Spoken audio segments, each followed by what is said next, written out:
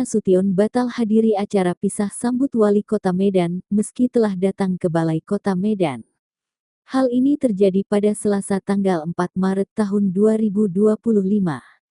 Dalam video yang beredar di medsos, Bobby terlihat datang bersama istrinya Kahiyang Ayu.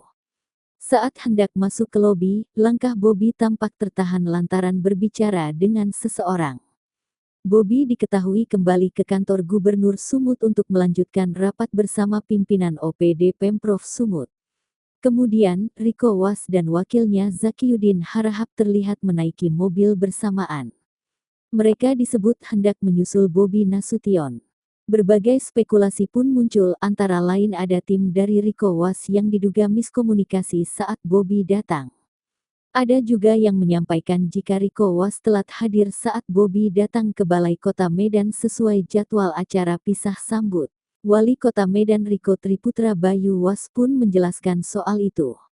Riko Was mengatakan jika ada sedikit permasalahan teknis. Bobby yang merupakan Gubernur Sumatera Utara, Gusbu, ini awalnya direncanakan hadir, ternyata ada agenda rapat di Pemprov Sumut. Dia bersama Wakil Wali Kota Medan Zakiyudin Harahap kemudian menjemput Bobby ke kantor Gubsu.